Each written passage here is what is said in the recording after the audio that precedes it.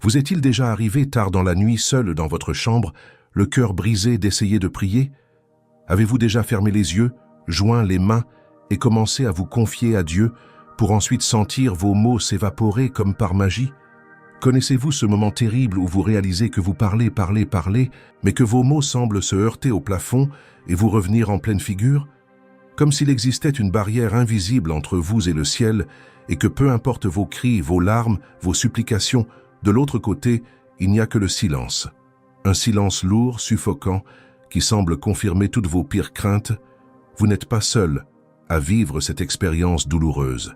En ce moment même où vous regardez cette vidéo, des milliers, voire des millions de personnes à travers le monde ressentent cette même frustration dévastatrice.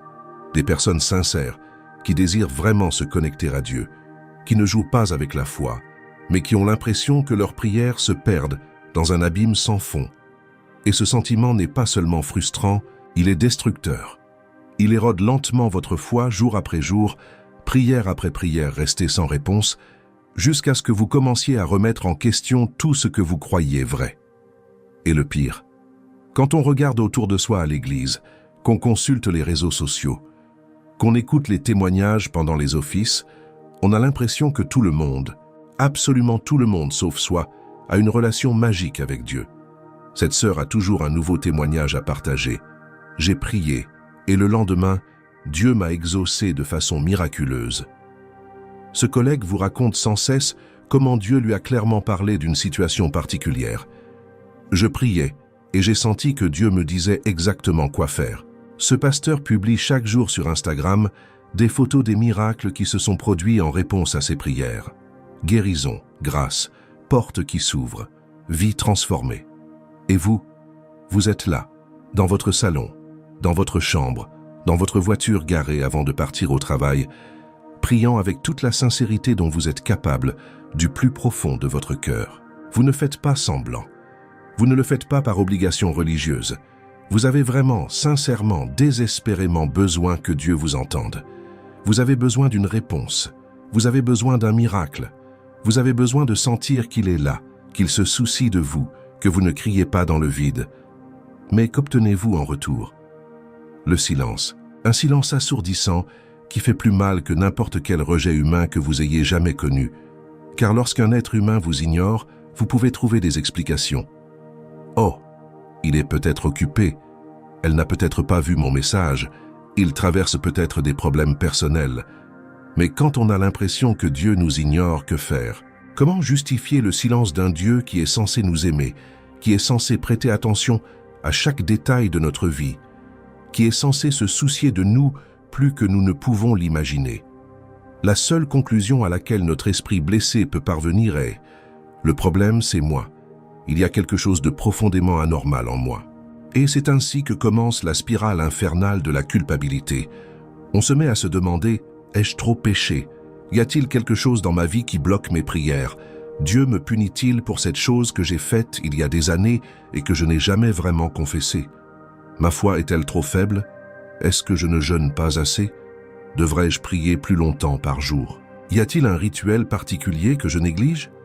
Existe-t-il une formule secrète, un code d'accès au paradis que tout le monde connaît sauf moi? Vous commencez à vous comparer sans cesse aux autres chrétiens. Vous analysez leur vie, cherchant à comprendre ce qu'ils ont de plus que vous. Ce frère prie 2 heures par jour. C'est peut-être ça. Je dois prier 2 heures. Alors vous essayez, vous vous forcez, vous restez assis et tentez de prolonger votre prière jusqu'à 2 heures. Mais au bout de 15 minutes, vous n'avez plus rien à dire et vous ne faites que répéter les mêmes choses en boucle, de plus en plus frustré et hypocrite. Cette sœur jeûne 3 fois par semaine. C'est peut-être ça. Je dois jeûner plus souvent.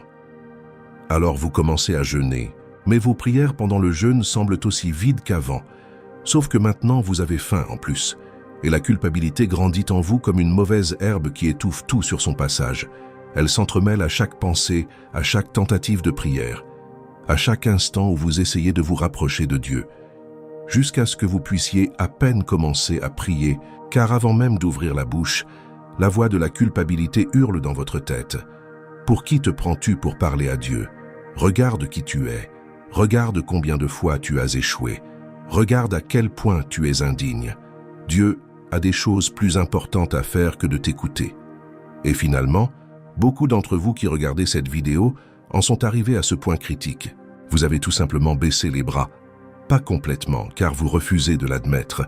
Vous croyez toujours en Dieu, vous allez toujours à l'église, vous vous considérez toujours comme chrétien. Mais vous avez cessé de prier régulièrement. Vous avez cessé d'espérer des réponses. Vous avez cessé de croire que la prière est efficace pour vous, même si elle l'est pour d'autres. Car chaque fois que vous essayez et que rien ne se passe, la douleur de la déception est si vive, le sentiment de rejet si profond, qu'il semble plus simple d'éviter tout simplement le moment de prier. Après tout, qui peut supporter d'affronter sans cesse ce sentiment dévastateur d'être ignoré de Dieu lui-même? Peut-être avez-vous développé des mécanismes de défense. Peut-être avez-vous commencé à rationaliser. Aide-toi, le ciel t'aidera. Je ne devrais pas attendre de miracle, je devrais simplement travailler dur et faire ma part. Ou peut-être avez-vous adopté une théologie commode. Dieu n'accomplit plus de miracles aujourd'hui comme avant. C'était du temps des apôtres. Ou peut-être vous êtes-vous convaincu que Dieu a des projets plus vastes que je ne peux pas comprendre, alors à quoi bon lui demander des choses précises? Ce sont autant de façons de protéger votre cœur de la douleur de persévérer et d'être constamment déçu. Mais au fond de vous, là où vous êtes d'une honnêteté brutale envers vous-même, vous savez que quelque chose cloche. Vous savez que ça ne devrait pas être ainsi. Vous lisez les promesses de la Bible concernant la prière, et elles semblent se référer à une réalité totalement différente de la vôtre. Demandez et vous recevrez. Vous demandez et vous ne recevez pas. Cherchez et vous trouverez. Vous cherchez et vous ne trouvez pas. Frappez et l'on vous ouvrira. Vous frappez jusqu'à vous en faire saigner les doigts, et la porte reste verrouillée. Et vous vous demandez, ces promesses sont-elles réelles? Sont-elles pour moi? Ou y a-t-il une clause obscure dans le contrat divin qui exclut les gens comme moi? Mais là, tout de suite, je vous demande de vous arrêter et d'écouter attentivement ce que je vais vous dire, car cela pourrait complètement changer le cours de votre vie spirituelle. Êtes-vous prêts? Voilà. Le problème, ce n'est pas vous. Relisez bien. Le problème, ce n'est pas vous. Le problème n'est pas que vous ne soyez pas assez bon. Le problème n'est pas que vous ayez trop péché. Le problème n'est pas que votre foi soit trop faible. Le problème n'est pas que Dieu ne vous aime pas, ou qu'il vous ait mis sur une liste noire céleste de personnes dont il a décidé d'ignorer les prières. Rien de tout cela n'est vrai. Absolument rien de tout cela. Le problème réside dans quelque chose de bien plus simple, de bien plus pratique et en même temps de bien plus révolutionnaire que vous ne l'imaginez. Le problème, c'est que personne ne vous a jamais vraiment appris à prier. Vous avez été plongé dans l'expérience de la prière sans instruction, sans guide, sans mentor pour vous montrer la voie.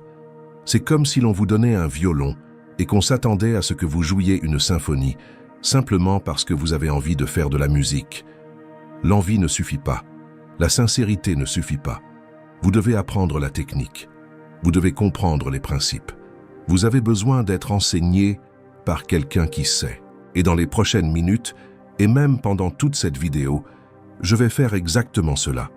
Je vais vous apprendre à prier, non pas avec des formules magiques, ni avec des promesses vaines, ni avec un optimisme toxique qui ignore la réalité de votre souffrance, mais avec des principes solides et éprouvés, enseignés par Jésus-Christ lui-même, qui transformeront vos prières de simples monologues vides en de véritables et puissantes conversations qui changeront non seulement votre situation, mais votre être tout entier. Et je vais vous montrer précisément pourquoi vos prières sont restées sans effet jusqu'à présent et ce que vous devez changer pour qu'elles commencent à être efficaces. Mais avant d'approfondir ces principes, je dois vous révéler quelque chose qui vous soulagera d'un poids énorme. Quelque chose qui, une fois compris, vous libérera d'années de culpabilité inutile. Savez-vous ce qui est intéressant, ce qui est absolument libérateur? Même les disciples de Jésus, ces hommes choisis par le Fils de Dieu, qui marchaient littéralement à ses côtés chaque jour, qui ont vu de leurs propres yeux des miracles impossibles se produire, qui ont été témoins de la puissance de Dieu se manifestant de manière défiant toute logique et toute raison. Même eux, malgré tous leurs privilèges, leur notoriété, leur proximité avec le divin, ont dû humblement s'approcher de Jésus et lui demander de l'aide pour une chose aussi fondamentale que la prière. Luc, chapitre 11, verset 1, relate ce moment profondément humain et sincère. « Seigneur, apprends-nous à prier ». Réfléchissez-y un instant. Arrêtez-vous un instant et méditez. Ces hommes étaient témoins de la prière de Jésus et des résultats extraordinaires qu'il obtenait. Ils voyaient comment, lorsqu'il priait, les tempêtes s'apaisaient. Lorsqu'il priait, des foules étaient nourries avec quelques pains et quelques poissons. Lorsqu'il priait, les morts ressuscitaient. Lorsqu'il priait, les démons fuyaient, terrifiés. Ils ont constaté la puissance de la prière de Jésus et ont compris. Il y a là quelque chose que nous ne faisons pas. Il y a une profondeur, une connexion, un secret qui nous échappe.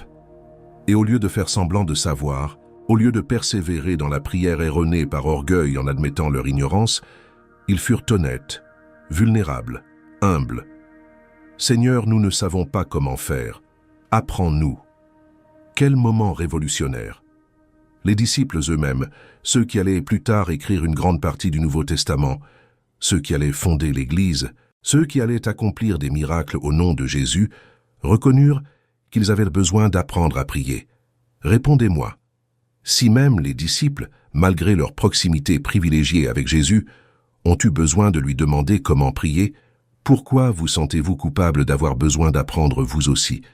Pourquoi pensez-vous que vous devriez savoir automatiquement, comme par magie, intuitivement, comment communiquer avec le Créateur de l'univers? D'où vient cette idée absurde que la prière devrait être quelque chose de naturel, que l'on sait faire instinctivement depuis sa conversion au christianisme?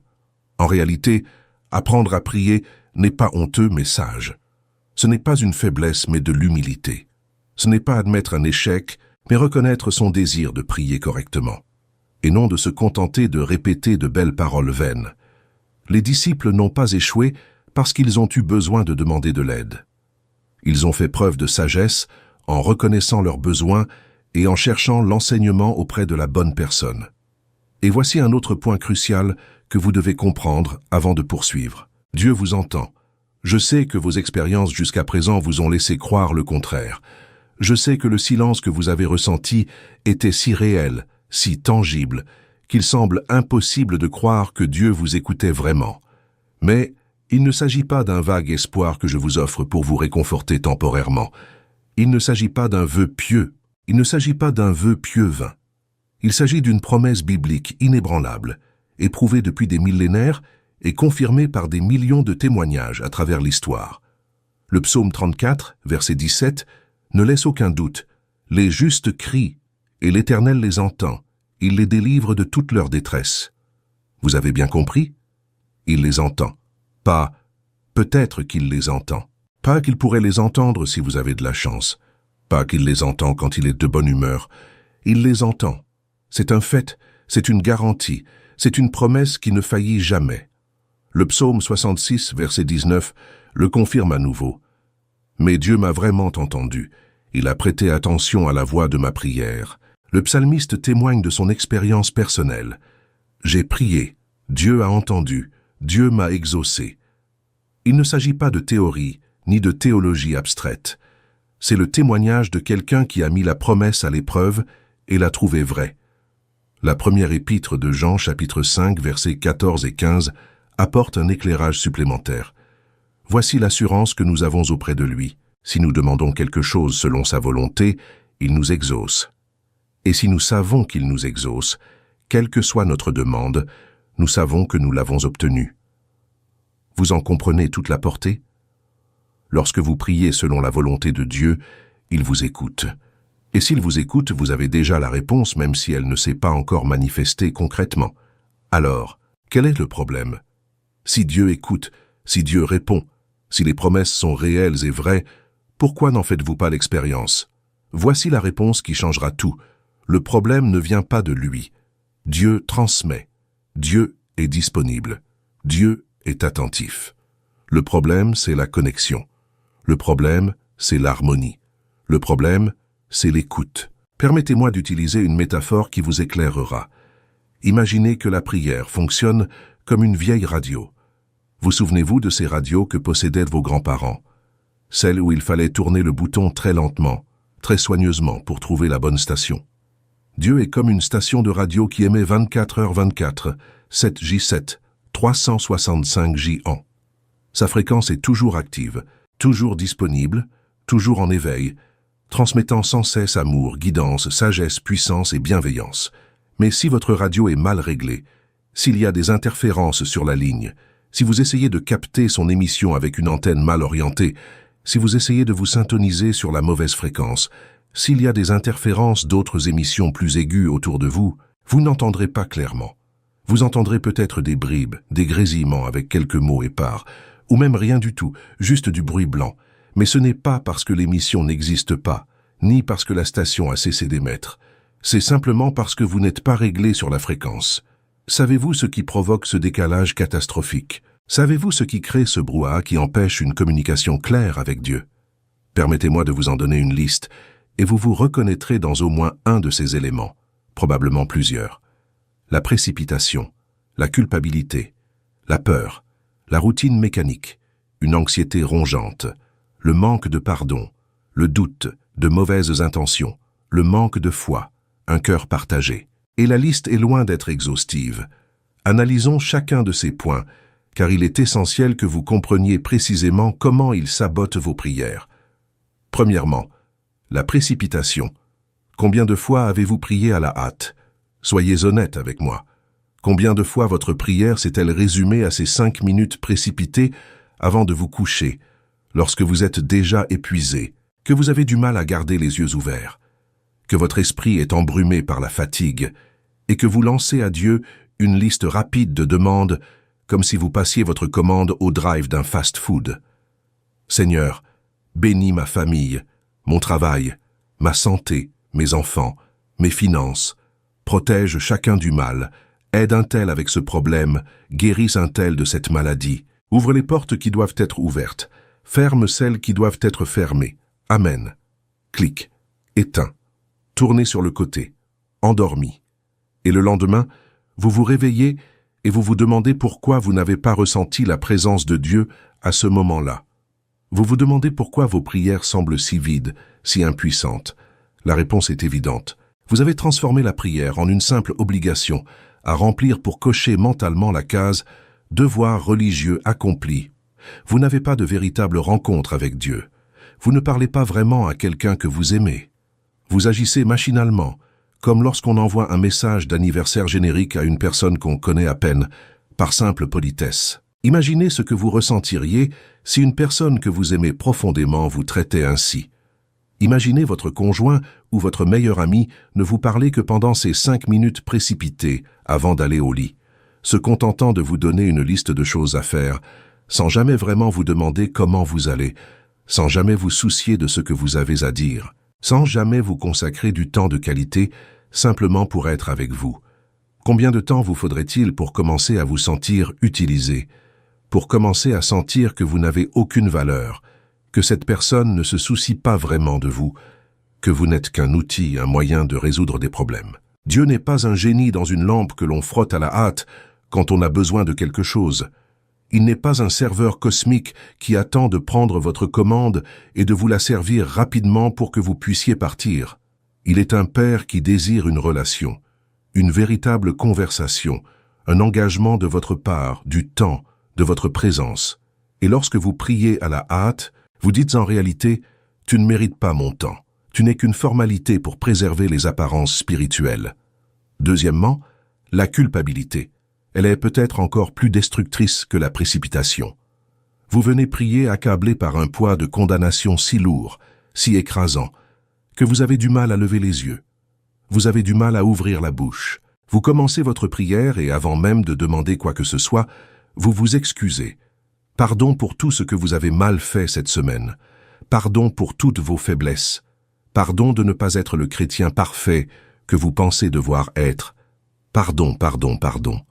Et plus vous vous focalisez sur votre indignité, plus vous vous focalisez sur vos échecs, moins vous pouvez vous connecter à la grâce qui vous est offerte gratuitement. La culpabilité agit comme un épais rideau opaque entre vous et Dieu. Et chaque fois que vous essayez de prier à travers ce rideau, vous ne voyez que votre propre reflet. Vous ne voyez pas Dieu de l'autre côté. Vous ne voyez pas sa main tendue vers vous. Vous ne voyez pas son amour rayonner. Vous ne voyez que votre indignité, vos échecs, votre honte. Et voici le cruel paradoxe. Plus on se sent coupable, moins on prie. Et moins on prie, plus on s'éloigne de Dieu. Et plus on s'éloigne, plus on pêche. Et plus on pêche, plus on se sent coupable. C'est un cercle vicieux qui détruit spirituellement. Et l'ennemi se réjouit de ce cercle, car il sait que, tant qu'on y est pris au piège, on ne connaîtra jamais la puissance de la véritable prière. Troisièmement, la peur. Un autre obstacle silencieux à l'efficacité de la prière. Vous priez, mais vous priez avec peur. Peur que Dieu ne réponde pas. Peur qu'il réponde peut-être, mais pas comme vous le souhaitez ou en avez besoin. Peur que votre foi ne soit pas assez forte pour déplacer les montagnes que vous devez déplacer. Peur de demander la mauvaise chose. Peur que Dieu soit en colère contre vous. Peur d'avoir déjà épuisé votre quota de miracles. Peur, peur, peur. Alors vous priez avec le doute. Chaque mot qui sort de votre bouche est teinté de doute. Vous dites « je crois », mais au fond de vous, vous pensez « est-ce que cela va vraiment marcher ?» Vous demandez un miracle, mais vous vous préparez déjà mentalement à la déception s'il ne se produit pas. Et Jacques nous le dit clairement, sans détour, sans édulcorer la vérité, que celui qui doute ne s'imagine pas recevoir quoi que ce soit du Seigneur, car il est semblable à une vague de la mer ballottée par le vent, instable, sans fondement, sans force. Votre prière, empreinte de peur, est instable. C'est comme tenter de bâtir une maison sur des sables mouvants. Quelle que soit la complexité de la structure, aussi belles que soient les paroles, tout s'écroule car les fondations sont pourries. La peur ronge l'efficacité de la prière comme l'acide corrode le métal. Lentement, inexorablement, de façon destructrice, jusqu'à ce qu'il ne reste plus que des fragments de ce qui aurait pu être. Quatrièmement, la routine. Et c'est peut-être le plus insidieux de tous, car il se dissimule sous les apparences d'une discipline spirituelle. Vous priez peut-être tous les jours. Vous cochez peut-être mentalement la case « devoir accompli ». Vous êtes peut-être même fier de votre régularité. Je prie tous les jours sans faute, je suis discipliné. Mais vos prières sont devenues un texte appris par cœur. Vous répétez les mêmes phrases, utilisez les mêmes structures, prononcez les mêmes mots vides de sens qui ont complètement perdu leur signification depuis si longtemps que vous ne vous souvenez même plus de l'époque où ils avaient une quelconque importance. C'est comme dire « je t'aime » à son conjoint tous les jours en quittant la maison sans rien ressentir du tout. Les mots sont là, le rituel est respecté, mais le cœur est à des milliers de kilomètres. L'amour qui devrait animer ces mots est mort depuis longtemps, et ce n'est plus qu'une habitude vide, une formalité sociale, une tradition sans âme. Dieu n'est pas impressionné par les belles paroles sans conviction. Il n'est pas touché par les prières apprises par cœur, récitées machinalement. Il ne réagit pas aux formules mécaniques répétées par habitude, par simple mimétisme. Ce qu'il veut, c'est vous, votre cœur véritable, vos émotions sincères, votre vulnérabilité authentique, vos doutes avoués, vos peurs reconnues, votre adoration sincère, pas un spectacle, pas une performance, pas une routine religieuse, mais vous, authentique et sans phare, devant lui. Alors que faire? Comment briser ce cercle vicieux de prière qui semble se heurter au plafond et revenir complètement vide? Comment transformer ce monologue désespéré où l'on ne s'adresse à Dieu que lorsque tout est en péril, en une relation réelle, vivante et vibrante qui transforme non seulement notre situation, mais notre être même? Comment passer de cet état de frustration chronique à une profonde connexion avec le Père? Voici une pratique simple, mais absolument révolutionnaire, qui transformera radicalement votre expérience de prière si vous vous y engagez pleinement. Pas seulement une fois, ni quand vous y pensez, mais de façon constante, intentionnelle et disciplinée. Cette pratique à elle seule peut métamorphoser votre relation avec Dieu. La prochaine fois que vous priez, au lieu de faire comme d'habitude, au lieu de commencer par votre liste interminable de demandes, au lieu de vous plonger directement dans vos besoins urgents et vos crises actuelles, arrêtez-vous. Respirez profondément. Faites taire votre esprit un instant. Puis, commencez par une question sincère, vulnérable et ouverte. Levez les yeux ou fermez-les et demandez vraiment du plus profond de votre cœur. Seigneur, comment veux-tu que je te parle maintenant? Comment veux-tu que cette conversation se déroule? Qu'est-ce que tu veux entendre de ma part? Il ne s'agit pas d'une question rhétorique à poser avant de se lancer dans la conversation. Ce n'est pas une formule magique à ajouter au début de votre prière pour ensuite reprendre le même discours. Ce n'est pas simplement une jolie introduction. C'est une véritable ouverture, une invitation sincère à laisser Dieu guider votre prière, à en donner le ton, à orienter le dialogue au lieu que vous ayez toujours le contrôle et que vous parliez sans cesse. Et voici la partie la plus difficile, la plus inconfortable, mais aussi la plus transformatrice de toute cette pratique. Après avoir posé cette question, vous restez silencieux. 1 minute entière, 60 secondes. Je sais que cela paraît une éternité quand on a l'habitude de remplir chaque seconde de mots, de demandes de sa propre voix. 60 secondes de silence intentionnel, où vous ne parlez pas, ne demandez pas, ne vous plaignez pas, n'énumérez pas vos besoins. Vous êtes simplement présent, disponible, à l'écoute, en attente. Et vous devez comprendre que cette minute n'est pas vaine, cette minute n'est pas perdue. C'est dans cette minute que la magie opère. Car dans ce silence, dans ce vide verbal, Dieu a enfin l'espace pour parler. Le Saint-Esprit a enfin un moment où il peut murmurer à votre cœur des indications sans avoir à rivaliser avec votre voix incessante. Vous pouvez enfin entendre cette douce pensée, cette impression bienveillante, cette subtile indication qui vous a manqué, parce que vous ne vous taisez jamais assez longtemps pour écouter. Au début, ce sera inconfortable. Vous aurez envie de combler le silence. Votre esprit vagabondera. 1000 pensées vous traverseront l'esprit. Vous vous sentirez anxieux. Est-ce que je m'y prends bien? Est-ce que j'écoute Dieu ou est-ce simplement mon imagination? Est-ce que cela fonctionne vraiment? Mais résistez à la tentation d'abandonner. Continuez à vous tourner vers Dieu. Continuez d'attendre. Continuez d'être disponible.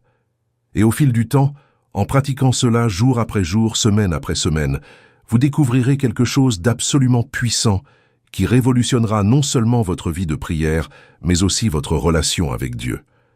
Vous découvrirez que la prière n'est pas un monologue où vous déversez tout sur Dieu et vous enfuyez. La prière est un dialogue, une conversation à double sens où vous parlez, mais écoutez aussi avec la même intensité, où vous demandez mais recevez aussi des conseils sur la manière de demander, sur ce qu'il faut demander et sur le moment opportun, où vous exprimez vos besoins, mais vous vous ouvrez aussi à la compréhension des besoins plus vastes du royaume de Dieu. Ce moment de silence, cette pratique simple et pourtant profonde, transformera radicalement votre demande en une relation. Et la relation, c'est ce que Dieu a toujours désiré avec vous depuis la nuit des temps. Non pas une relation distante et formelle où il serait le roi inaccessible et vous le sujet impressionnant, mais une relation intime, profonde et vulnérable où il serait le père aimant et vous l'enfant bien-aimé qui peut s'approcher avec confiance, parler librement et tout partager sans crainte d'être rejeté. Voici une vérité profonde et fondamentale que beaucoup ignorent, et c'est pourquoi leurs prières n'atteignent jamais leur plein potentiel. La prière efficace ne relève pas du seul instinct. On ne sait pas automatiquement comment prier de manière à toucher le cœur de Dieu simplement parce qu'on est né de nouveau, parce qu'on a accepté Jésus ou parce qu'on va régulièrement à l'église. La prière puissante requiert un enseignement, elle requiert une révélation, elle requiert la guidance divine, elle requiert d'être instruit par le Saint-Esprit lui-même, à prier selon la volonté de Dieu, et non selon ses propres désirs immédiats. Sans cette inspiration divine, sans cet enseignement de l'Esprit, vos prières se transforment inévitablement en formules vides et mécaniques. Elles deviennent de belles paroles agencées en formules pieuses qui sonnent bien, mais qui sont dénuées de toute puissance réelle. Elles deviennent des répétitions religieuses apprises d'autres chrétiens ou entendues dans des sermons, mais qui n'ont aucune vie véritable lorsqu'elles sortent de votre bouche. Et les prières mécaniques, les prières sans vie, les prières qui ne sont que des mots sans cœur, ces prières ne changent rien, ni sur la terre, ni au ciel. L'Épître de Jacques, chapitre 4, verset 2, nous confronte à une vérité dure, dérangeante, mais absolument nécessaire. Vous n'avez pas parce que vous ne demandez pas. Et quand vous demandez, vous ne recevez pas parce que vous demandez mal, dans le but de dépenser ce que vous avez pour vos passions. Voyez la profondeur, la complexité, la sagesse contenue dans ces deux courtes phrases.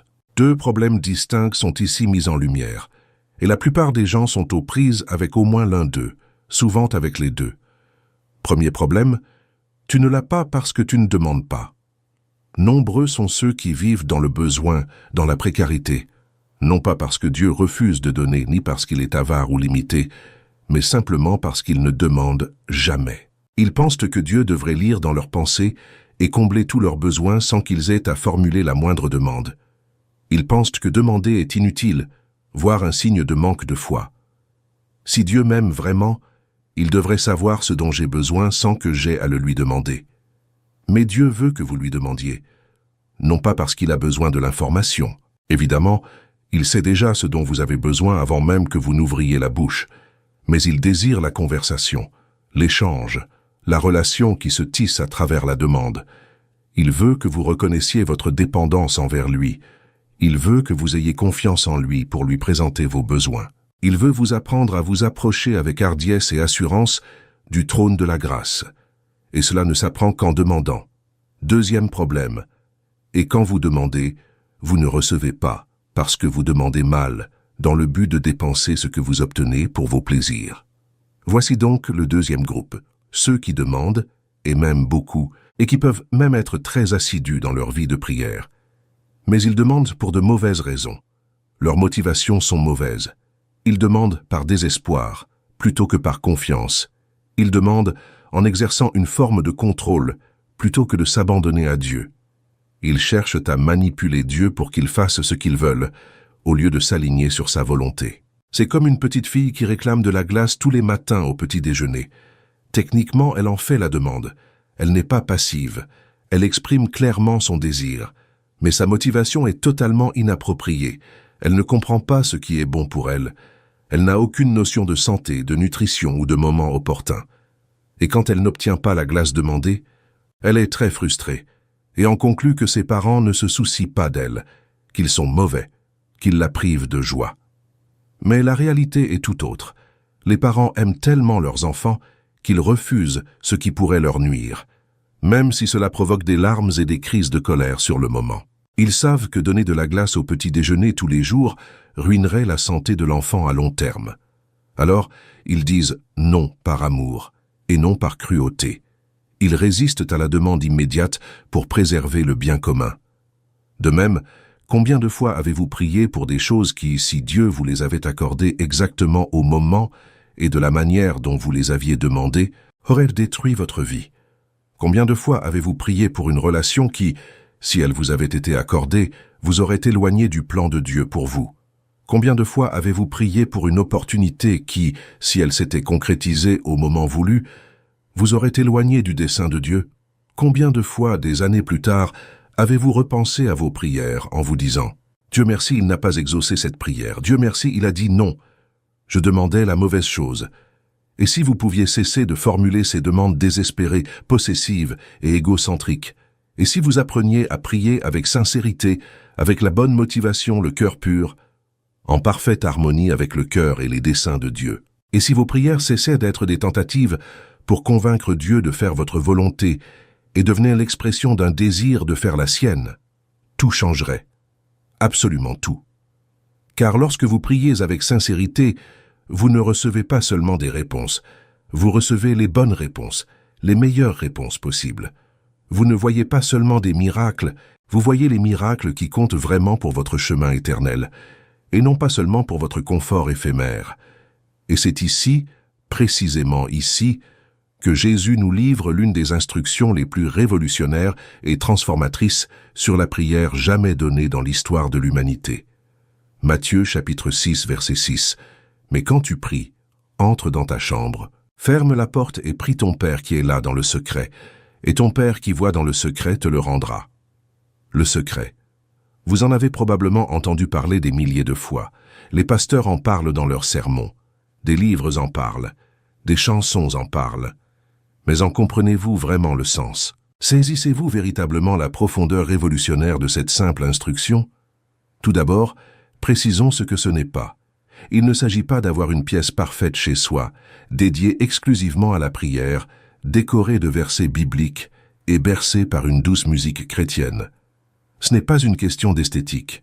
Il ne s'agit pas de créer un décor digne d'Instagram, à photographier et à poster avec le hashtag @lieu secret. Il ne s'agit pas d'avoir l'installation parfaite avec le livre de prières idéal, le stylo parfait, le joli carnet de prières et la bougie parfumée qui crée une ambiance apaisante. Il s'agit d'intentionnalité. Il s'agit de créer un moment et un espace, qu'ils soient physiques ou mentaux, où l'on élimine intentionnellement, délibérément et résolument tout le bruit extérieur qui nous distrait de Dieu. Et comprenez bien, le bruit n'est pas seulement physique. Ce n'est pas seulement la circulation dehors, la télévision dans la pièce d'à côté ou les enfants qui jouent. Le bruit est multidimensionnel. C'est ce téléphone portable que vous ne pouvez pas lâcher, vibrant de notifications toutes les 30 secondes, comme une addiction qui vous tient prisonnier. C'est cette angoisse qui vous assaille sans cesse, vous rappelant toutes les choses à faire après la prière, toutes les responsabilités qui vous attendent, tous les problèmes qui ne se résoudront pas d'eux-mêmes. C'est cette culpabilité qui tente sans cesse de vous convaincre que vous n'avez rien à faire là, que vous ne méritez pas de parler à Dieu, que vous perdez un temps précieux que vous pourriez consacrer à des activités plus productives. C'est cette urgence qui vous pousse sans cesse à finir vite, à faire vite, car vous avez des millions d'autres choses à gérer et vous ne pouvez pas vous permettre de perdre du temps à prier. C'est cet esprit qui vagabonde vers la dispute d'hier, la réunion importante de demain, la facture que vous ne savez pas comment payer, le problème de santé qui vous inquiète, ou mille autres choses qui se disputent constamment votre attention. Fermez la porte. C'est décider intentionnellement, fermement et résolument. Pendant ces quelques minutes, absolument rien d'autre ne compte que moi et Dieu. Les messages WhatsApp peuvent attendre. Les notifications Instagram seront toujours là plus tard. Les emails ne disparaîtront pas si je ne les consulte pas maintenant. Les problèmes seront toujours là quand j'aurai terminé. Les soucis ne se résoudront pas d'eux-mêmes si je les laisse envahir cet instant. Alors, je vais fermer la porte à tout cela, physiquement et mentalement, et rassembler tout mon cœur, entier et sans partage, devant Dieu. Non pas un cœur divisé en 1000 morceaux, chacun tiraillé dans une direction différente. Non pas une attention partielle où l'on prie en apparence, l'esprit ailleurs. Non pas un moment de multitâche où l'on tente de prier tout en consultant mentalement ses courriels, en planifiant sa journée ou en repassant des conversations passées. Mais un cœur entier, pleinement concentré, véritablement présent, entièrement disponible. Jérémie 29:13 promet quelque chose d'incroyable, quelque chose qui devrait vous redonner espoir. Vous me chercherez et vous me trouverez, car vous me chercherez de tout votre cœur, de tout votre cœur. Pas à moitié pendant que l'autre moitié fait défiler mentalement son fil d'actualité sur Instagram à regarder qui a publié quoi. Pas avec un tiers de votre cœur, pendant que les 2 autres tiers sont absorbés par le travail et la famille. Pas avec une infime partie, un fragment, un pourcentage minimal de votre cœur, pendant que le reste est ailleurs, mais de tout votre cœur, avec toute votre attention, toute votre présence, toute votre concentration, toute votre intention. Et lorsque vous agissez ainsi, lorsque vous cherchez Dieu de tout votre cœur, sans distraction, sans division, sans demi-mesure, vous le trouverez. Ce n'est pas une vague possibilité, ce n'est pas une incertitude, ce n'est pas une chance de vivre une expérience mystique, c'est une promesse certaine, éprouvée, confirmée par des millions de personnes à travers les millénaires. Vous le trouverez, vous ressentirez sa présence, vous entendrez sa voix, vous sentirez son contact, car il l'a promis et il ne ment pas. C'est là que les choses deviennent encore plus puissantes, encore plus transformatrices. Lorsque vous pénétrez dans ce lieu secret, lorsque vous fermez la porte à tous les bruits intérieurs et extérieurs, lorsque vous rassemblez tout votre cœur devant Dieu sans réserve, sans distraction, sans arrière-pensée, comment commencez-vous votre prière? Comment entamez-vous ce dialogue sacré? De quoi remplissez-vous les premiers instants de cette rencontre divine? Jésus nous a enseigné une chose absolument révolutionnaire à ce sujet, qui a complètement transformé notre manière d'approcher Dieu. Il nous a appris à commencer par un mot simple, mais profondément et radicalement transformateur. Père, notre Père qui es aux cieux. Ce seul mot restructure complètement notre relation avec Dieu. Considérons l'impact culturel, théologique et spirituel de ces paroles, replacées dans leur contexte. Dans l'Ancien Testament, on s'adressait à Dieu par des titres solennels et respectueux, empreints d'une certaine distance. Seigneur Dieu Tout-Puissant, Roi des rois, Seigneur des armées, Ancien des jours, très haut. Comprenez-moi bien, toutes ces descriptions sont justes. Chacune saisit une facette réelle du caractère divin. Mais toutes insistent sur la grandeur, la puissance, la distance, l'autorité, la majesté. Et puis Jésus arrive et bouleverse tout avec une permission surprenante. On peut l'appeler Père. Mieux encore, on peut utiliser le terme Abba, encore plus intime, encore plus personnel, c'est comme papa, papa. C'est le mot qu'un petit enfant utilise en courant se jeter dans les bras de son père après une dure journée. C'est le mot qui transmet non seulement le respect, mais aussi le réconfort, la sécurité, le sentiment d'appartenance, l'amour inconditionnel. Romains 8,15 explique la profonde théologie qui sous-tend cela, car vous n'avez pas reçu un esprit d'esclavage pour retomber dans la crainte, mais vous avez reçu un esprit d'adoption, par lequel nous crions « Abba, Père ». Saisissez-vous la révolution qui se joue ici, la transformation totale, le changement d'attitude radicale? La prière n'est plus l'attitude d'un esclave tremblant de peur devant un maître imprévisible et tyrannique, capable de le punir à tout instant. Ce n'est plus l'approche terrifiée de celui qui ignore s'il sera accepté ou rejeté, béni ou maudit. Ce n'est plus la mentalité d'un serviteur attendant des miettes d'un maître lointain. Ce n'est plus le bégaiement nerveux de celui qui doute d'avoir sa place. La prière est la conversation naturelle et confiante d'un enfant bien-aimé avec un père qu'il a adopté intentionnellement, qu'il a choisi précisément, qu'il aime d'un amour si vaste, si profond, si inconditionnel qu'il est sans fin ni limite. C'est le dialogue libre de celui qui sait qu'il a sa place, qui sait qu'il est aimé, qui sait qu'il peut toujours s'adresser au Père, quoi qu'il arrive hier ou quoi qu'il arrive demain. Galates 4,6 le confirme et l'approfondit. Parce que vous êtes des enfants, Dieu a envoyé dans vos cœurs l'Esprit de son Fils qui crie « Abba, Père ». Le Saint-Esprit lui-même demeurant en permanence dans votre cœur vous rend capable, vous permet, vous donne la force d'avoir cette merveilleuse intimité avec Dieu. Vous n'avez plus besoin de vous approcher avec une peur paralysante. Vous n'avez plus besoin de ramper de terreur. Vous n'avez plus besoin de supplier comme quelqu'un qui n'a aucun droit. Approchez-vous avec l'assurance d'un enfant qui sait que le Père désire toujours le voir, a toujours du temps pour lui, l'accueille toujours à bras ouverts. Lorsque vous commencez votre prière par Père, Abba, Papa, quelque chose de profond se produit en vous. Votre âme se restructure. La dynamique même de la prière change radicalement, car vous ne vous adressez plus à une ressource lointaine et impersonnelle que vous sollicitez uniquement en cas de besoin désespéré. Vous ne cherchez plus à accéder à une force cosmique froide qui pourrait répondre ou non selon vos actions récentes. Vous vous rapprochez d'une présence constante, toujours disponible et profondément personnelle qui vous a choisi, qui vous a délibérément adopté et qui souhaite une relation profonde, intime et authentique avec vous.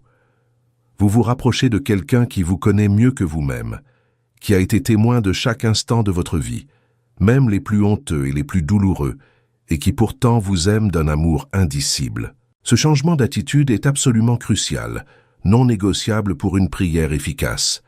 Car prier comme un esclave, c'est prier avec une peur paralysante, une profonde insécurité, avec le sentiment constant de devoir convaincre Dieu d'agir, de plier son bras, de présenter des arguments suffisamment convaincants pour mériter son attention. On prie sur la défensive en s'excusant, en s'attendant à un rejet à chaque instant. Mais quand on prie comme un enfant, tout change.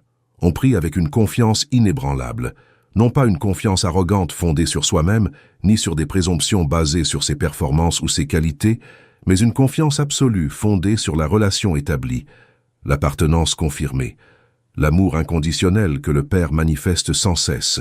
Vous savez, non seulement vous l'attendez, mais vous en êtes absolument certain. Il veut votre bien. Vous avez pleinement confiance qu'il répondra de la manière la plus bénéfique pour vous à long terme, même si ce n'est pas exactement ce que vous avez demandé ou au moment où vous l'espériez. Vous reposez sur la certitude d'être aimé, non pas pour ce que vous faites, mais pour ce que vous êtes, un enfant. Et rien ne peut changer cela, rien ne peut vous l'enlever, rien ne peut effacer cette identité fondamentale. Mais Jésus ne s'est pas arrêté là. Il ne s'est pas contenté de nous donner cette introduction révolutionnaire en nous disant « Débrouillez-vous avec le reste ».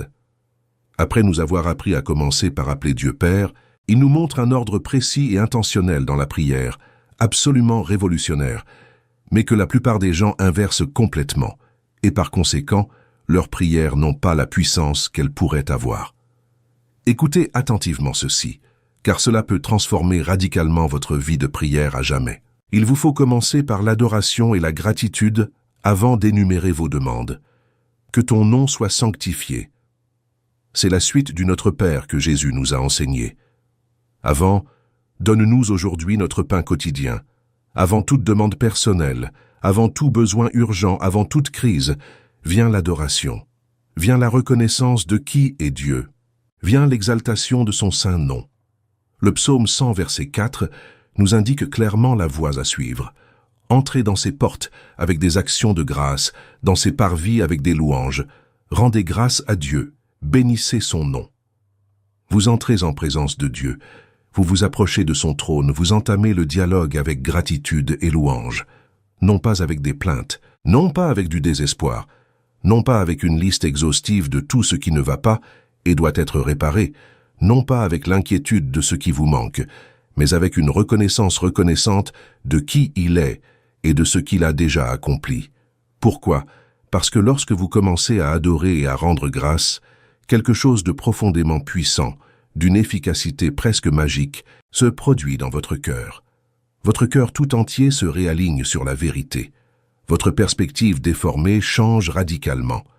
Vous cessez d'être obsédé, consumé uniquement par vos immenses problèmes, et vous commencez à vous concentrer sur la grandeur infinie de Dieu, qui est plus grande que tous vos problèmes réunis. Vous cessez d'être complètement submergé par l'anxiété, liée à ce qui vous manque, et commencez à éprouver une véritable gratitude pour ce que vous possédez déjà, pour ce que Dieu a déjà accompli, pour les miracles qui se sont déjà produits, mais que vous avez oubliés au cœur de la crise actuelle.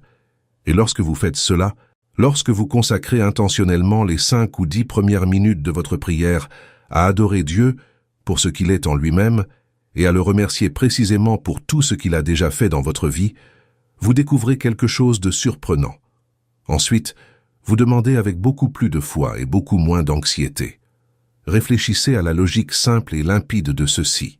Si vous prenez 5 ou 10 minutes pour vous remémorer avec précision toutes les fois où Dieu vous a délivré de situations désespérées, a pourvu à vos besoins sans que rien ne semble pouvoir vous aider, vous a guéri quand les médecins avaient perdu espoir, vous a comblé de bénédictions au-delà de vos espérances et de vos rêves. Lorsque vous formulerez votre nouvelle demande, vous aurez l'assurance absolue qu'il peut le faire à nouveau. Votre foi sera inébranlable, car vous aurez passé 10 minutes à vous rappeler concrètement que Dieu est fidèle, qu'il est immuable, et que ce qu'il a fait autrefois, il peut le refaire. Mais si vous formulez votre demande sans cette préparation essentielle du cœur, sans ce réajustement de perspective, sans ce renforcement de la foi, vous la formulerez sous l'emprise d'une anxiété pure, d'un doute paralysant, d'une peur accablante, d'un désespoir sans issue.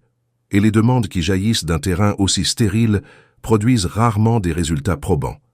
Voici une chose que beaucoup ignorent au sujet du culte, car ils n'en connaissent que la version superficielle et théâtrale qui se déroule lors des offices religieux. Le véritable culte ne se résume pas à chanter de jolis cantiques à l'église. Il ne s'agit pas seulement de lever les mains pendant la musique. Il ne s'agit pas seulement d'éprouver des frissons pendant les louanges. Le vrai culte consiste à proclamer des vérités objectives sur Dieu. C'est affirmer haut et fort qui il est, indépendamment de nos émotions du moment. C'est exalter son nom en se fondant sur son caractère immuable. C'est reconnaître sa souveraineté absolue, son infinie bonté, sa puissance illimitée, sa fidélité inébranlable. Et lorsque vous agissez ainsi, lorsque vous remplissez intentionnellement votre bouche, votre esprit et votre cœur de vérité, sur le caractère de Dieu, une transformation puissante s'opère dans le domaine spirituel. Vous expulsez les mensonges pernicieux que l'ennemi a soigneusement semés dans votre esprit pendant des semaines, des mois, des années. Vous remplacez le doute corrosif par une vérité inébranlable. Vous remplacez la peur paralysante par une confiance solide. Vous remplacez l'anxiété dévorante par une paix surnaturelle. Vous vous efforcez de le faire sérieusement. Vous vous engagez à le faire lors de votre prochaine prière, non pas une seule fois, mais régulièrement. Avant de demander quoi que ce soit, avant même d'exprimer le moindre besoin, vous prenez 5 ou 10 minutes pour adorer Dieu en toute conscience. Vous déclarez à voix haute, « Dieu, tu es saint, parfaitement pur, totalement distinct, totalement parfait. Tu es juste. Tout ce que tu fais est juste. Tout ce que tu décides est correct. Tu es puissant. Rien n'est impossible pour toi. Rien n'est hors de ta portée. Rien ne peut résister à ta volonté lorsque tu décides d'agir. Tu es fidèle. Tu n'as jamais failli et tu ne failliras jamais. Tes promesses sont absolument fiables. Tu es le créateur de l'univers entier et pourtant, tu prends profondément soin de moi. Tu es le Dieu qui ouvre les mers pour laisser passer ton peuple. Tu es le Dieu qui ressuscite les morts quand tout semble perdu. Tu es le Dieu qui fait pleuvoir la manne du ciel quand il n'y a rien à manger. Tu es le Dieu qui arrête le soleil et la lune quand il faut gagner une bataille. Tu es le Dieu qui n'a jamais failli et qui ne faillira jamais. Tu es le Dieu qui m'aimait avant même que j'existe et qui m'aimera toujours quoi que je fasse. Après 5 ou 10 minutes de méditation, après avoir imprégné votre esprit et votre cœur de ces vérités profondes, soyez attentifs à vos sensations. Remarquez comment l'anxiété qui vous étouffait a considérablement diminué, voire disparu. Remarquez comment votre foi, autrefois faible et vacillante, s'est fortifiée. Remarquez comment vous pouvez désormais demander avec une confiance authentique et non feinte. Remarquez comment votre regard sur vos problèmes a complètement changé, car vous voyez maintenant Dieu clairement avant tout, et non plus seulement vos problèmes. Et maintenant, si vous êtes arrivé à ce point de la vidéo et que vous réalisez que votre vie de prière a besoin d'un changement radical, que vous avez peut-être mal prié pendant des années et que vous souhaitez sincèrement commencer à prier comme Jésus l'a enseigné, j'aimerais vous demander quelque chose d'important. Je vous demande de mettre cette vidéo en pause 1 seconde et de cliquer sur le bouton « J'aime » ci-dessous. Pourquoi? Parce que ce geste me permet de comprendre que ce contenu vous touche profondément, transforme votre perspective et change votre vie. Cela me donne la force, la motivation et la confirmation de continuer à investir de nombreuses heures pour vous offrir des enseignements denses et profonds comme celui-ci, qui transforment véritablement des vies au lieu de simplement divertir superficiellement. Et si vous n'êtes pas encore abonné à cette chaîne, si vous êtes simplement de passage, je vous invite à vous abonner dès maintenant. Pourquoi?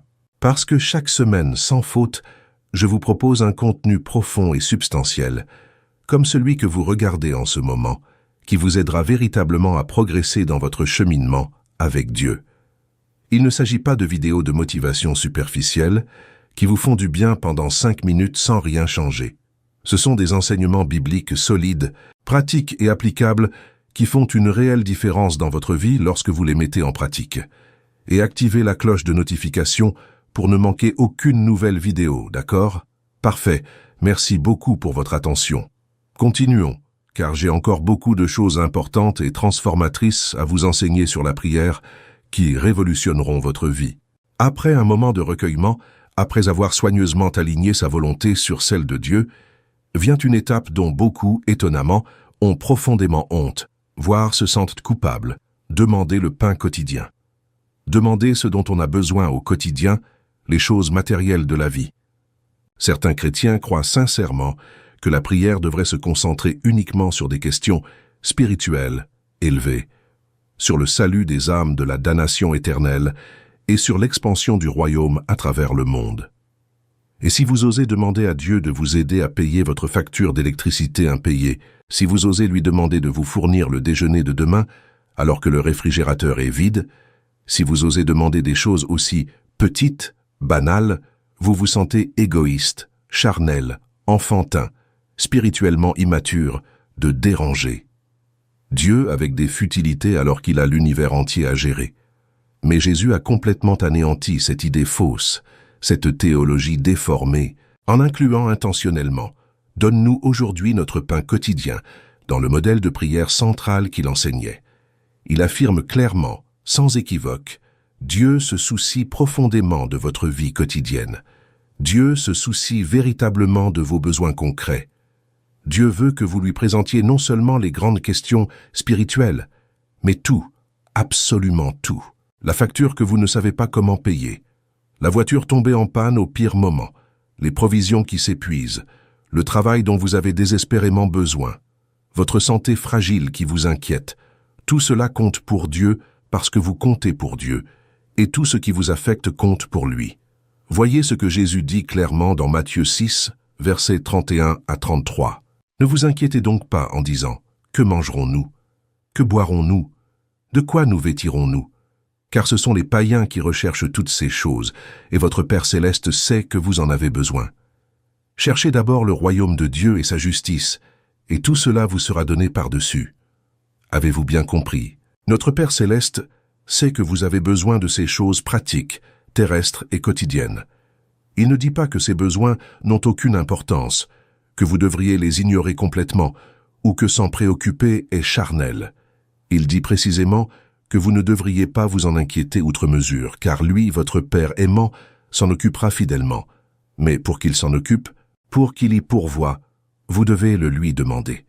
Vous devez lui présenter ses besoins dans une prière confiante. Et lorsque vous demandez précisément votre pain quotidien, lorsque vous présentez régulièrement à Dieu vos besoins pratiques immédiats, vous pratiquez une chose absolument essentielle à votre santé spirituelle, une dépendance constante. Vous reconnaissez humblement que tout ce que vous possédez, absolument tout, vient directement de Dieu. Non pas de vos capacités exceptionnelles, non pas de vos efforts héroïques, non pas de votre intelligence supérieure, non pas de votre éducation privilégiée, mais de Dieu, toujours de Dieu, uniquement de Dieu. Vous menez une vie d'humilité constante et quotidienne, où chaque jour vous reconnaissez sincèrement « Seigneur, j'ai désespérément besoin de toi. Pour tout, absolument tout. Même pour les choses qui semblent petites, banales, insignifiantes, j'ai besoin de toi. Sans toi, je n'ai rien. Je ne suis rien. Je ne peux rien faire. » Et il y a là un point fondamental que beaucoup ignorent. Il s'agit du pain quotidien, pas du pain pour toute l'année. Pas d'une garantie à vie de ne plus jamais manquer de rien. Pas d'une réserve infinie qui élimine complètement la nécessité de dépendre. Il s'agit de chaque jour, un jour à la fois. Vous demandez aujourd'hui ce dont vous avez précisément besoin aujourd'hui. Demain, vous demandez à nouveau ce dont vous aurez besoin demain. Après-demain, vous demandez encore. Et ainsi de suite, jour après jour, créant un cycle continu de dépendance. Pourquoi? Pourquoi Dieu ne nous donne-t-il pas tout d'un coup, nous évitant ainsi de devoir le lui demander sans cesse? Parce que Dieu désire profondément cette relation quotidienne et constante avec nous. Il veut que nous revenions à lui chaque jour, et pas seulement dans les moments de crise extrême. Il souhaite cette dépendance constante, afin que nous ne l'oublions pas complètement lorsque tout va bien financièrement, lorsque nous sommes en bonne santé, lorsque notre emploi est stable. Nous demeurons intimement liés à lui, demandant régulièrement, faisant sans cesse confiance, recevant avec gratitude et lui rendant grâce sincèrement. Mais voici précisément un aspect crucial de la prière, un aspect que beaucoup ignorent par commodité. Et à cause de cette négligence, leur prière reste bloquée, immobilisée sans même qu'ils s'en rendent compte. Le pardon. Pardonne-nous nos offenses, comme nous pardonnons aussi à ceux qui nous ont offensés. Il est tout simplement impossible d'avoir une vie de prière véritablement puissante et efficace en portant le lourd fardeau du ressentiment dans son cœur. Absolument impossible. Le ressentiment est comme un poison mortel qui contamine complètement tout ce que vous entreprenez spirituellement. Jésus a été extrêmement clair à ce sujet, ne laissant place à aucune interprétation ni négociation. Marc 11, versets 25 et 26. Et lorsque vous vous tenez debout pour prier, si vous avez quelque chose contre quelqu'un, pardonnez-lui, afin que votre Père qui est dans les cieux vous pardonne aussi vos offenses. Mais si vous ne pardonnez pas, votre Père céleste ne vous pardonnera pas non plus vos offenses. C'est trop simple, trop clair pour être ignoré ou réinterprété. Si vous ne pardonnez pas aux autres, Dieu ne vous pardonne pas. Et si Dieu ne vous pardonne pas, si un obstacle subsiste entre vous et lui, si votre cœur endurci crée une séparation, vos prières ne s'élèvent pas librement. Elles restent bloquées, entravées par ce mur de rancune que vous avez vous-même érigé. Combien de personnes, en ce moment même, prient avec ferveur et intensité, implorant des miracles urgents, criant à l'aide pour trouver une solution qui leur sauvera la vie, sans se rendre compte que le problème central, le blocage fondamental, réside dans une profonde rancune qu'elles nourrissent envers quelqu'un, Elles entretiennent soigneusement de vieilles rancunes, alimentant leur ressentiment jour après jour, ressasser sans cesse les offenses comme s'il s'agissait d'un aliment nourrissant, alors qu'en réalité c'est un poison destructeur. Pendant ce temps, le lien vital avec Dieu est gravement rompu. C'est comme essayer de remplir un seau percé. On peut y verser des litres et des litres d'eau toute la journée, prier pendant des heures sans s'arrêter, mais il ne se remplira jamais, on ne verra jamais de résultat, car il y a un énorme trou au fond. Le manque de pardon est ce trou qui anéantit toute l'efficacité de votre prière. Alors, si vous souhaitez vraiment que vos prières soient exaucées avec puissance, si vous désirez sincèrement ressentir la présence manifeste de Dieu lorsque vous priez, si vous aspirez ardemment à voir une véritable puissance, des miracles tangibles dans vos prières, vous devez absolument aborder le pardon avec sincérité. Vous devez examiner votre cœur endurci avec honnêteté et identifier envers qui vous nourrissez du ressentiment. Et ensuite, aussi difficile que cela puisse être, vous devez libérer ces personnes de l'emprise de votre cœur. Je sais pertinemment, je comprends parfaitement combien cette situation est difficile. Je sais que certaines personnes vous ont profondément blessé, au point de vous faire souffrir mortellement. Je sais que vous avez subi des offenses qui semblent absolument impardonnables. Trahison, abus, abandon, injustice, calomnie, vol, violence. Je ne minimise en rien la douleur que vous avez endurée. Je ne dis pas que ce qu'ils vous ont fait était acceptable ou excusable, mais il est essentiel de bien comprendre ceci. Pardonner ne signifie pas approuver ce qui vous a été fait. Pardonner, ce n'est pas nier la douleur ou la juger injustifiée. Pardonner n'implique pas nécessairement de se réconcilier avec la personne qui vous a blessé ou de rétablir la confiance. Pardonner, c'est se libérer volontairement de son jugement, de ses jugements incessants, afin que Dieu puisse agir en son nom. C'est renoncer à son rôle de juge et laisser Dieu, le seul véritable juge, statuer. Et plus important encore, pardonner, c'est se libérer de la prison étouffante du ressentiment. Car lorsqu'on ne pardonne pas, lorsqu'on garde rancune, lorsqu'on nourrit de la haine, qui est véritablement emprisonné? La personne qui vous a offensé mène probablement sa vie normalement, sans même se souvenir de ce qu'elle a fait. Mais vous êtes là, jour et nuit, éveillé à 3 heures du matin, à ressasser l'offense, à ressentir à nouveau intensément la douleur, à maintenir la plaie constamment ouverte, sans jamais la laisser guérir. C'est vous le prisonnier. Vous vivez dans une cellule mentale, émotionnelle et spirituelle, construite par votre propre ressentiment. Et la clé de cette prison oppressante est entre vos mains. Cette clé s'appelle le pardon. Et lorsque vous utilisez enfin cette clé, lorsque vous déclarez courageusement « je pardonne », lorsque vous vous libérez volontairement, vous ne rendez pas service à la personne qui vous a blessé. Vous vous libérez vous-même. Vous ouvrez votre cœur pour que Dieu puisse à nouveau y circuler librement. Vous levez le blocage qui empêchait vos prières d'être exaucées. Après avoir abordé sincèrement la question du pardon, vient un autre aspect crucial du modèle que Jésus nous a donné. Ne nous soumets pas à la tentation, mais délivre-nous du mal. Il s'agit ici de demander activement protection. Vous reconnaissez humblement qu'il existe de réelles et puissantes tentations qui vous entourent littéralement chaque jour. Il existe un ennemi réel et intelligent qui cherche activement à vous détruire complètement.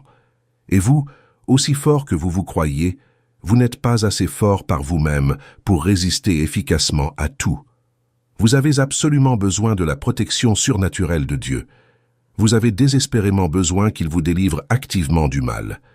1 Corinthiens 10, verset 13, promet fidèlement. Aucune tentation ne vous est survenue qui n'ait été humaine. Dieu est fidèle, et il ne permettra pas que vous soyez tentés au-delà de vos forces, mais avec la tentation, il préparera aussi le moyen d'en sortir, afin que vous puissiez la supporter. Dieu, fidèle, ne permettra pas que vous soyez tentés au-delà de vos forces. Et pour chaque tentation, il vous offre une issue, une délivrance. Mais vous devez impérativement demander cette protection. Vous devez prier de manière proactive, préventive. Seigneur, protège-moi aujourd'hui, délivre-moi des tentations qui, je le sais, ne manqueront pas de se présenter. Donne-moi la force de résister fermement. Montre-moi clairement le chemin que tu me donnes. C'est une prière préventive et proactive. C'est reconnaître sincèrement que le combat spirituel est une réalité absolue et qu'on ne peut s'y engager sans protection ni préparation. C'est commencer chaque jour en demandant à Dieu de nous revêtir de son armure complète, en lui demandant d'agir souverainement devant nous et de préparer miraculeusement le chemin, en lui demandant de nous délivrer stratégiquement des pièges dangereux de l'ennemi. Et lorsque nous agissons ainsi avec constance et fidélité, nous constatons avec surprise que de nombreuses tentations qui nous assaillaient auparavant ne se présentent plus avec la même fréquence ni la même intensité. Ce n'est pas nécessairement que nous soyons devenus moralement plus forts par nous-mêmes. C'est que Dieu nous protège activement parce que nous le lui avons demandé. Et après tout cela, après le culte initial, après avoir soigneusement aligné votre volonté sur la volonté souveraine de Dieu, après avoir demandé ce dont vous avez besoin au quotidien, après avoir sincèrement imploré le pardon, après avoir demandé protection contre la tentation et le mal, vient cette conclusion profondément transformatrice. Car à toi appartiennent le règne, la puissance et la gloire pour les siècles des siècles. Amen. Vous terminez votre prière en proclamant solennellement la souveraineté absolue de Dieu. Vous reconnaissez humblement que tout, absolument tout, lui appartient exclusivement. Vous vous abandonnez pleinement à la certitude réconfortante qu'il a le contrôle total et absolu de toute chose. Cette dernière affirmation est essentielle car elle vous retire stratégiquement de la position centrale qui n'est pas la vôtre et place Dieu fermement au centre, là où il doit toujours être. Vous avez commencé par adorer Dieu tel qu'il est, et vous terminez par l'adorer tel qu'il est. Vous avez commencé par reconnaître sa souveraineté et sa nature, et vous terminez par reconnaître sa souveraineté et sa nature. Et au cœur même de cette adoration, vous avez exprimé vos besoins légitimes, vos demandes sincères, vos luttes réelles. Mais tout était soigneusement présenté dans une perspective parfaitement juste. Dieu est souverain sans limite, Dieu est puissant sans rival, Dieu est glorieux sans égal, et tout lui appartient, tout est pour lui, et tout doit être fait selon sa volonté. Lorsque vous priez avec constance et fidélité, en suivant ce modèle profond que Jésus nous a gracieusement offert, une transformation profonde s'opère en vous. Vos prières ne sont plus empreintes de désespoir ni de besoin de contrôle. Elles ne sont plus égoïstes, ni obsédées par vos désirs immédiats. Elles deviennent sages et équilibrées, spirituellement puissantes et parfaitement en harmonie avec le cœur éternel de Dieu. Et ces prières en harmonie avec le cœur de Dieu, ces prières-là, sont des prières exaucées fidèlement et puissamment.